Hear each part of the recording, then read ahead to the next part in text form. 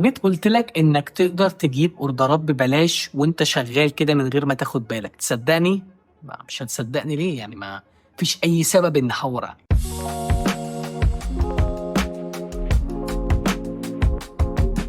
موضوع حلقتنا النهارده، بما انك متابع معايا من اول فيديو لحد الفيديو ده، فبالتأكيد انت الحمد لله بقيت في مستوى متقدم، ونقدر دلوقتي نتكلم عن النقطة دي وهي ال SEO Search Engine Optimization. طب ده بيعمل ايه وهيفيدني ازاي وهقدر استفاد منه ازاي؟ هقول لك. طبعا بما اننا باذن الله بدأنا بنية ان احنا نعمل ستور قوي، نعمل بيزنس قوي نقدر نعتمد عليه وخلاص، يبقى ده مجالنا باذن الله. فدي حاجه لو انت بدات بيها من الاول وفضلت ماشي بيها على مدار ما انت شغال، هتلاقي في نقطه ما وصلت لحاجه قويه جدا جدا جدا، بقى يجيلك اوردرات من غير ما تصرف اي حاجه ومن غير ما تعمل اي حاجه. من الاخر بكلمك عن ان انت تتصدر في جوجل، بمعنى ان اي حد يعمل سيرش عن منتج عندك يلاقيك ظاهر له اول واحد.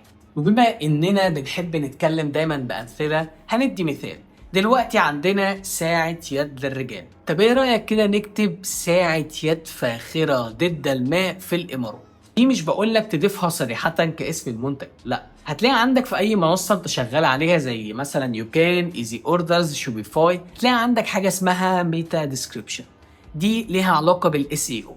انت بتضيف الاسم ده هناك، وفي الديسكريبشن ده بتضيف كل حاجة ليها علاقة بكلمات مفتاحية زي دي، بحيث ان انا كواحد في الامارات عايز اشتري ساعة ودخلت على جوجل اعمل سيرش الاقيك في الوجه.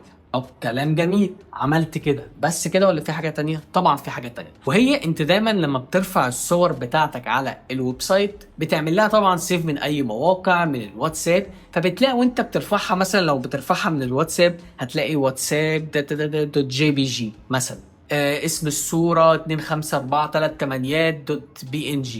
ايه رايك بقى قلت لك ان انت لو غيرت الاسم بتاع الصورة، بدل ما هو 2 3 8 خليتها ساعة شرطة يد شرطة للرجال وهكذا، هيفرق معاك جدا في ان انت تتصدر بحث جوجل، لان اغلب المنافسين ما بيعملوش كده وجوجل بيحب كده. كلام جميل. دلوقتي انا عملت الكلام ده، هل خلاص كده انا اتصدرت؟ لا، في عندك برضو ايه كمان حاجة. الصور عندك دايما بتكون متقسمة لجي بي جي، جي بي اي جي، بي ان جي، ويب بي. طبعا عندك كل الحاجات دي جوجل ما بيحبهاش، او عامه الاس اي او ما بيحبش حاجه شبه دي. فتروح انت بقى عامل ايه؟ اخد كل الصور دي وداخل على موقع اونلاين تعمل لها كونفرت من بي ان جي وجي بي جي او اي حاجه لحاجه واحده بس، وهي الويب بي. يعني انا خلاص لو عملت كده هتفرق معايا والدنيا هتبقى 10 على 10. بص، انت عارف ليه هنعمل كده؟ هنعمل كده لانها هتفرق معانا في حاجتين. الاولى وهي حجم الصورة. كل ما حجم الصورة كان قليل فده بيساعد على سرعة الويب سايت، وكل ما الويب سايت بتاعك بقى سريع فبالتالي اللي بيخش على الموقع هيلاقيه سلس. جوجل هيلاقي ان سرعة الويب سايت بتاعك كويس، العميل بيخش بيحمل بسرعة، الدنيا ماشية 10 على 10. عكس موقع تاني بياخد وقت على ما بيحمل وعلى ما الصور تحمل كلها، ولو حاطط صور كتير فده بيتقل معاه، فالعميل اصلا خلقه ضيق. هو معلش بيتفرج على ريلز ولا تيك توك 15 ثانيه، هو ال 15 ثانيه بيحمل الستور بتاعك عايزه يشتري؟ ما اعتقدش. وتاني حاجه الصيغه دي بالذات، لان هي بتحفظ لك الكواليتي ولكن بحجم اقل، فانت كده يا معلم ضربت عصفورين بحجر واحد. كلام جميل. هل خلاص كده ولا في حاجة تانية؟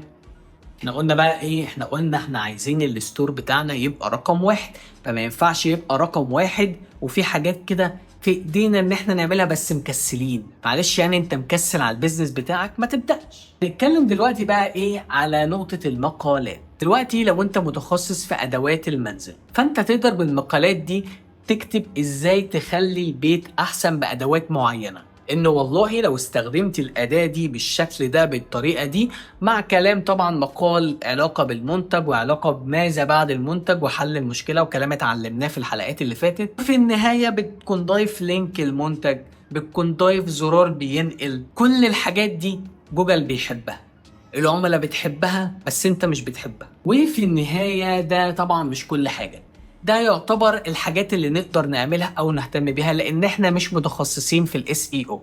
ده ليه وظائف معينة ومرتباتها كبيرة وحاجات كتير يعني.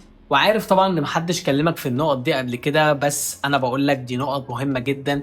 ولو انت فعلا بادئ البيزنس ان انت تكمل فيه وتحوله لحاجة قوية وتكبره ويبقى فعلا حاجة قوية قدام ويرمي معاك على المدى البعيد، فابدأها من بدري. يعني وانت بتبدأ اهتم بيها، هي مش حاجات صعبة اللي اتكلمنا فيها، هي حاجات وانت شغال بتعملها بس بتفوتها. فلو لميناها في الاول طبعا هتفرق معانا جدا. طبعا لو عندك اي استفسار تقدر تسيبه في كومنت، وتقدر تتواصل معايا على انستجرام، اللينك في الديسكريبشن. وطبعا كيب ريدي.